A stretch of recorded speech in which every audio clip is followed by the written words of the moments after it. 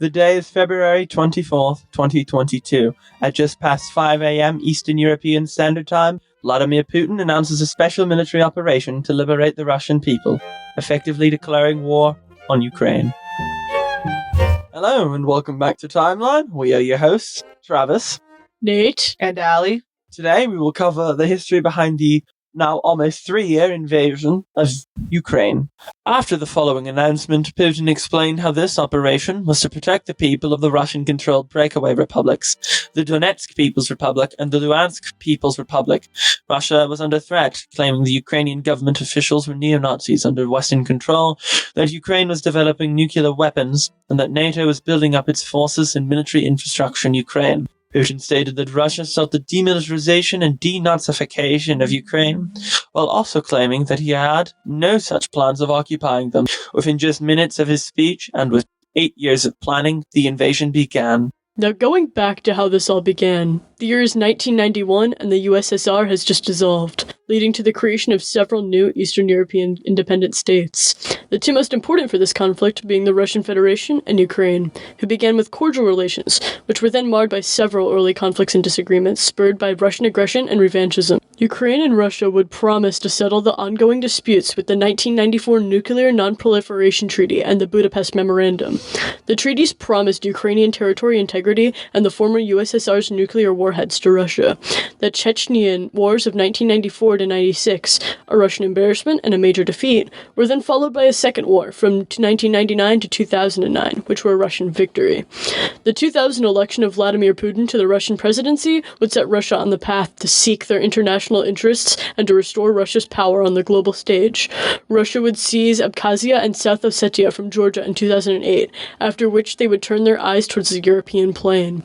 Meanwhile, the 2004 elections deadlocked in Ukraine, and pro-Western candidate Viktor Yushchenko focused on entry to the EU and NATO. Ukraine's pro-Western stance would end in 2010 with the election of Viktor Yanukovych, who would turn towards Russia, setting the stage for the events of 2013. In February 2014, the Ukrainian parliament votes to remove Yanukovych after bloodshed and protests. Days later, armed men seize the parliament in Crimea and raises the Russian flag, annexing the territory. A couple months later in April, pro-Russia separatists in the Donbas region declare independence, causing 15,000 people to die in fights between the separatists and the Ukrainian army. A couple years later, in 2017, an association agreement between Ukraine and the EU opens markets for free trade of goods and services and visa-free travel to the EU for Ukrainians. And in 2019, Volodymyr Zelensky is elected president. A couple years later, in January 2021, Zelensky appeals to the U.S. President Joe Biden to let Ukraine join NATO. In February 2021, the Ukrainian government freezes assets of the opposition leader Viktor Medvedchuk, Kremlin's most prominent ally in Ukraine. In April 2021, Russia begins to send troops to the Ukraine borders as training exercises. A couple months later, in July of 2021, Putin publishes an essay titled On the Historical Unity of Russians and Ukrainians. In this essay, he claims Ukraine as historically Russian lands and that there is no historical basis for the idea of Ukrainian people to be a nation separated from the Russians. And just a couple months later, in October of 2021, Russia puts troops on the Belarus border, just like Ukraine a few months prior. During all of this, the Russian government denies any plans of invading Ukraine. Although the next month, in November, Maxar Technologies shows satellite images of around 100,000 troops at these borders.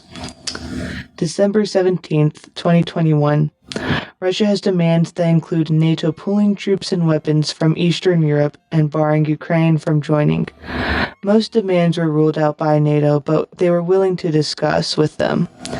Eastern European states had willingly joined NATO in the past for security reasons, with the last time a country bordering Russia joining in 2004.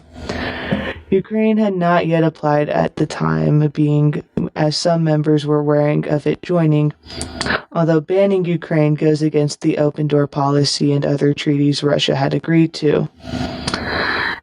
The NATO Secretary General Jens Stoltenberg replied that Russia has no say whether Ukraine joins or not, as well as no right to create a sphere of influence to try and control their neighbors. On January 24th, 2022, NATO went along with Russia's earlier plans by putting forces on standby and reinforcements in Eastern Europe with more ships and fighter jets. February of 2022, the U.S. says it will send 3,000 troops to Poland and Romania, NATO members, due to fears Russia could attack Ukraine. U.S. and its allies say that they will not send troops to Ukraine, but warn that severe economic sanctions to Russia if Putin does take military action. Around the same time, the French President Emmanuel Macron and German Chancellor Olaf Scholz meet with Putin to dissuade invasion. Scholz said Putin told him Ukraine should not be independent, but on the other hand, Scholz tells the Ukrainian President Volodymyr Zelensky to declare Ukraine neutral and renounce aspirations to join NATO. Zelensky said that Putin could not be trusted to abide by the settlement. On February 19th, Zelensky made a speech at the Munich Security Conference calling for Western powers to drop a policy of appeasement towards Moscow and give a clear timeline for when they could join NATO.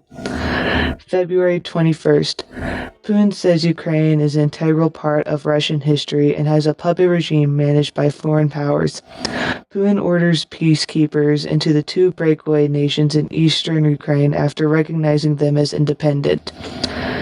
February 22nd, the U.S., Britain, and other allies sanction Russian parliament members, banks, and other assets in response to Putin's troop order. February 23rd, Russian-backed separatist leaders ask Russia for help repelling aggression from the Ukrainian army. February 24th, Putin authorizes the special military operations in Ukraine as Russian forces begin missile and artillery attacks striking major Ukrainian cities. February 26, Western powers announced new sanctions, including restrictions on Russia's central bank and expelling key banks off the main global payment system.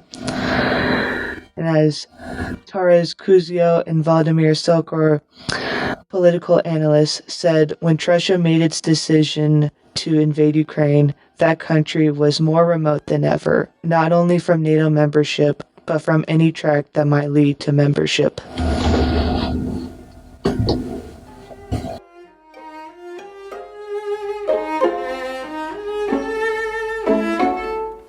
Now that we've laid out the timeline of events leading to the Russia-Ukraine war, we're going to be looking back at them in retrospect in order to dissect the importance and context of these events.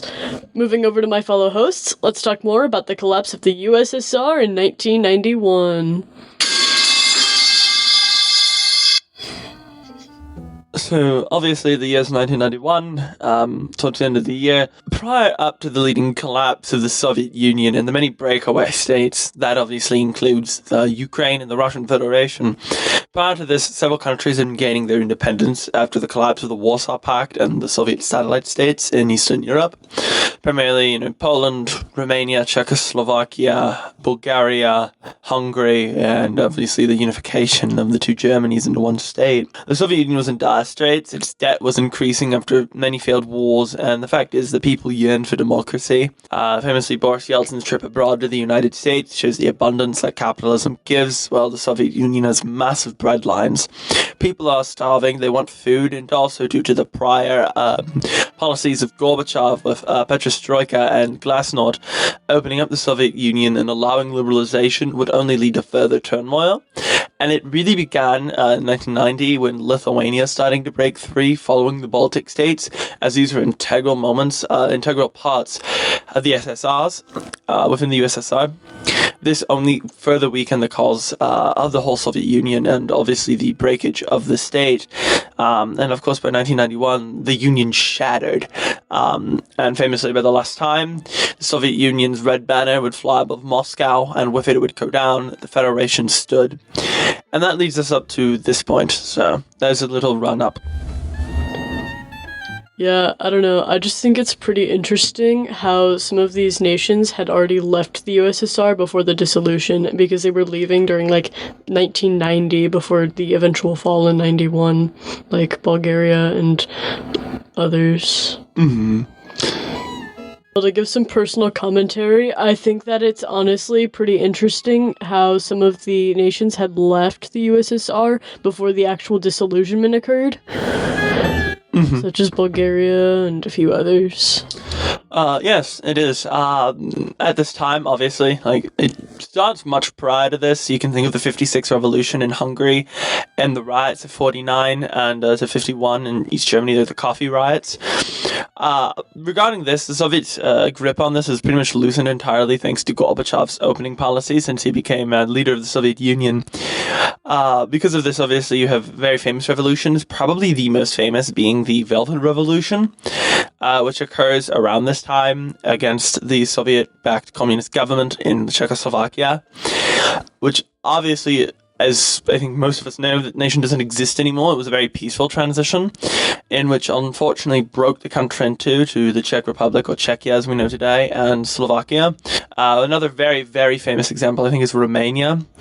Obviously, with the Romanian leader Nicolae Ceausescu, who was rather famously shot on live television, which ended obviously Soviet occupation and oppression in Romania. I believe that was in 1989. Yes, 1989, and Romania would transition fully to a democracy.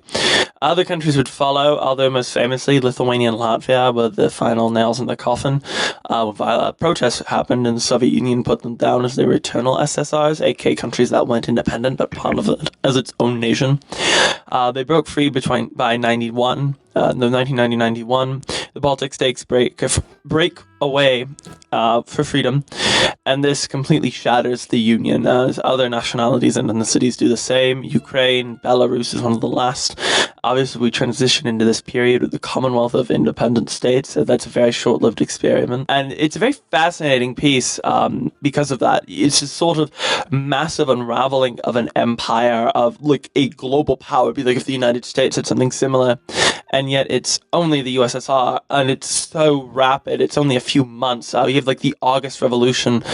The Union collapses, an empire shatters, whatever. It's probably one of the biggest blows of modern history and brings an end to the modern era where we are now in the contemporary era of history. And that's something that's rather shocking.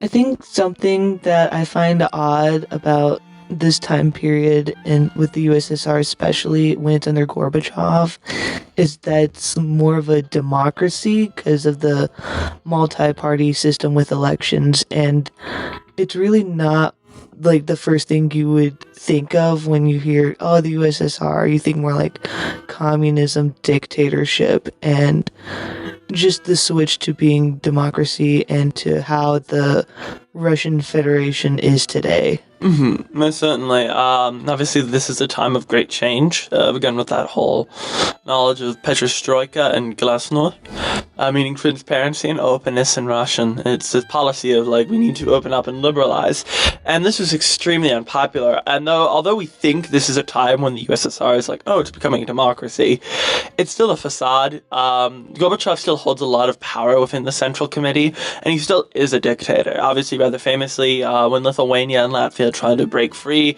he sends in tanks.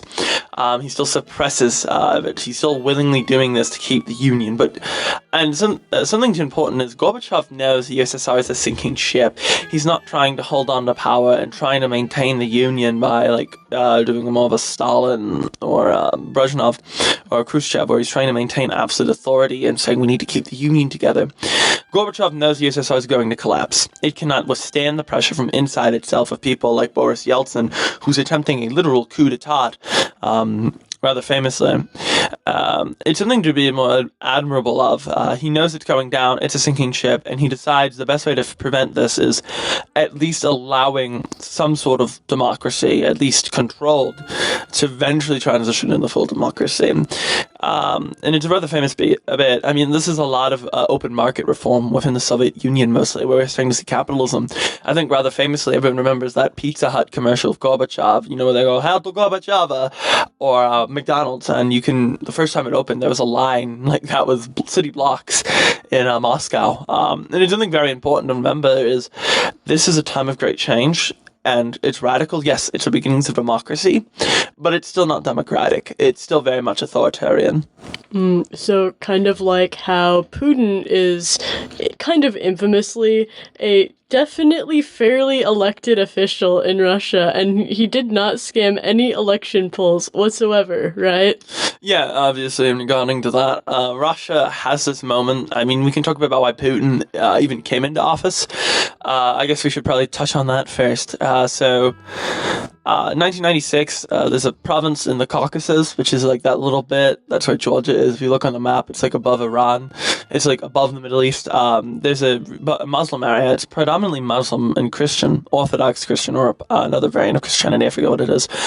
But the Chechens are Muslims, and they want to break free with their own republic, much like many other countries have done. And in 1994 to 96, they do this. It's the first Chechenian war. Russia gets an embarrassing defeat, and it shows that Russia's not even a great power. And this is kind of seeding the seeds. It shows the embarrassment of the Yeltsin administration. After all, he's drunk. Rather famously, there's that story of him wandering outside the White House with nothing but his underwear on, drunk off his rocker. So Russia views itself as an embarrassment, and Russia also has this huge power vacuum because everything was nationalized under the state. And now you have people who are freely able to buy it, right? It starts to create an oligarchy because of all of this free stuff that's out there. You have all these state-controlled or former state-controlled like mining companies, electricity, mining corporations, etc. Like so many, like you have these tycoons form immediately, which decide to support Putin because they realize Putin's giving them government contracts like off the dollar, and they both get this kind of get-rich-quick scheme, which absolutely works. And after Russia's embarrassment in the Chechen War, they started again around 2000, 1999 to 2000, of course rather famously led by Vladimir Putin, which comes into office during this. That lasts till about 2009, rather famously it's pretty much a genocide against the Chechens, but Putin comes into office because Russia needs a strong man, and he is that stereotypical what Russia needs, because the fact is Russia's only attempt at democracy was that 1991 to 2000 stage. Although it was a flawed democracy, much like how Turkey was after the collapse of the Ottoman Sultanate, it's still important to remember that Russia's still trying, kind of like how it did in 1917 with the Russian Republic under Kerensky. The issue is there's this whole power vacuum, and that's definitely a problem in regards to that, because you have this whole massive set of resources. Russia's a vast, very resource-rich country. It absolutely can become a democracy, but it physically can't because Russia just had never had an idea of it. To Russia, you don't need democracy. You need a strong set of a central government. Russia had lived under the time of the Tsar, under the time, obviously, of the USSR, and it was going to repeat it. It's just something they do because it's ingrained also in their moral views, especially culture-wise, and that's something important to recognize. Russia's attempt at democracy shattered. Putin was an example of what the Russians thought they needed. A strong man who would not be a puppet of the West. After all, the West had one, and obviously Russian revanchism, which is years hungry during the interwar period between World War I and II. This idea that Russia needs to reclaim their old territories with its Russian speakers, thanks to once more Russian genocide under the Empire and the Soviet Union. Rather famously in the Baltic states, in like Estonia, there's a large amount of Russian speakers who don't even have Estonian citizenship, and also in the other Baltic states, because they view themselves as Russians, but they don't have Russian citizenship. They refuse to learn anything. And this is common across the former territories of the Soviet Union, including in the puppet states like Poland and Ukraine, and obviously Ukraine, which leads us to this. But the matter of the fact is, Putin is an example of what they need. And I know I keep repeating this, but it's such a good emphasis on it. Because Putin does start turning Russia forward to being a military power. Putin does set Russia down that timeline of we can make Russia great again. And that's what he starts doing. And that's definitely something important to vitalize. It's also very interesting to note that the Ukrainian government at the time was also going through some very interesting transitions in leaders. Yeah, because around 2004, there was like a presidential election. There was the pro-Russian candidate Viktor Yanukovych, but there were allegations of vote rigging, which did result in like protests and like forcing a recount. and at the time it was the pro-Western former Prime Minister Viktor Yushchenko who became president. And Yushchenko, around 2005, said that he wanted to take Ukraine away from like Kremlin's orbit and like towards NATO and the EU. But 2010, Yankovich, the pro-Russian guy, he won the presidential election. And around 2013, it was when the Ukrainian parliament was approving like an association agreement with the European Union. But after Russia was putting pressure on Ukraine to reject it, and especially with the Kremlin advisor Sergei Glasiev saying that if Ukraine did sign the agreement, they'd no longer acknowledge Ukraine's borders. But with Viktor Yankovich being more pro-Russian, he did like withdrew from signing said agreement with the EU and choosing to go with the Russian-led Eurasian Economic Union. And shortly afterwards, the Yankovich government also suspended trade and association talks with the EU, while choosing to revive any economic ties with Russia. And going off with what the Yankovich government did during this time, this did trigger months of mass rallies in Kyiv, I think most notably the Revolution of Dignity. Mm-hmm. And around February 2014, when all this was still occurring, the Ukrainian parliament voted to remove Yankovich because of all the bloodshed. And I do know that all of this did lead to the annexation of the Crimea territory. If anyone of you want to go more in depth about that connection. Certainly. So, up to this point, Ukraine is a very pro-Russian state under Yushchenko. Yushchenko, excuse me. Wrong man. He comes to play at a later point.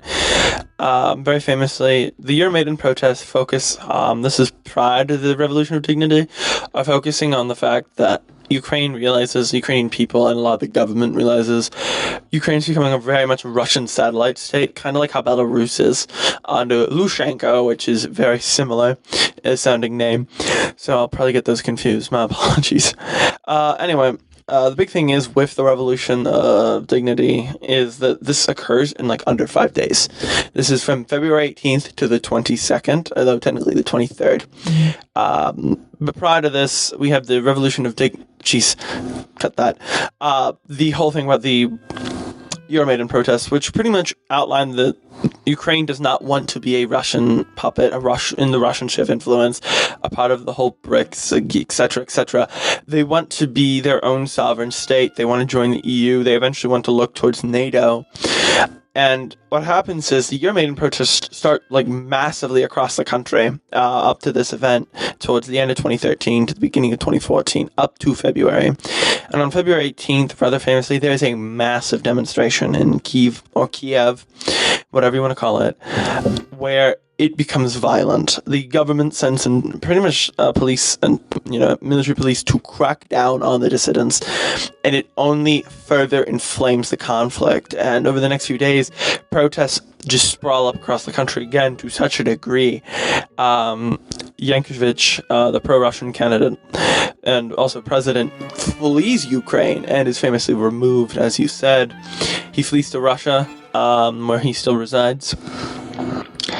And Parliament votes him out, and on the 22nd of February, the Ukrainian opposition leader, I forget his name, is released from prison, as he had been imprisoned as part of this sort of political crackdown during the Euromaidan protests and the Revolution of Dignity. And at the same time, Russia, now realizing that Ukraine is once more turned back to the West, now no longer sees it as its own state. And rather famously in 2014, one of the greatest crises occur of that year, which I think a lot of people remember, is the annexation of Crimea. Rather famously spurred by Barack Obama's own quote saying of the little green men in Crimea. Russia claimed to have no involvement in this. These were men wearing Russian uniforms. These men were absolutely Russian soldiers. That is confirmed. These men were Russian. They had crossed in rather secretly into Ukraine's port. Crimea is the peninsula. It looks like an island in the Black Sea. That it is not an island. It's a peninsula. It's connected by land.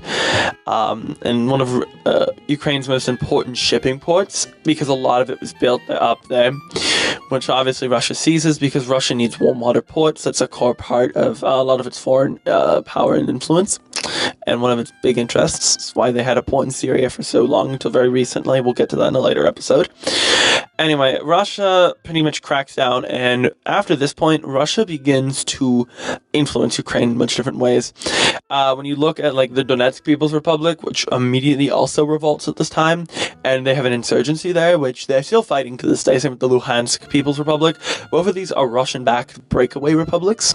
Crimea, though, is directly annexed, and this causes a global crisis by the United Nations, which works to see if they can solve it. Obviously, this issue still remains unsolved, and if you look at a lot of maps now, it shows Crimea is owned by Russia. To many, it is an illegal occupation, which it technically is. Russia does claim that the elections there were ratified with a 97% vote to join Russia. Obviously, that was not the case, as the UN did not oversee the vote for this territorial referendum. This was pretty much because Russia viewed that whole thing of Russian colonialism. It goes back to Russian colonialism. There's a lot of Russian minority there because of Russia's genocide and its practices of settler colonialism, which Russia uses as a sense to defend the Russian people living there, which they did, mostly because, again, the fact that Yushchenkovich is ousted from office, and now Ukraine Russia no longer has a pro-Russian puppet in the Ukrainian government. There's a lot more into this, and I think it's like 15,000 soldiers are dispatched. Ukraine cannot just surrender the peninsula without a fight. It physically has no army that can stand up to the might or supposed might of the Russian army, so they surrender it more or less, although they do claim it to this day. Though they do start fighting because of Luhansk and the Donetsk People's Republic. When they start fighting, that kind of leads us up to this point. They are now also going to start fighting within the end of this year of 2014. So that takes us up to a point.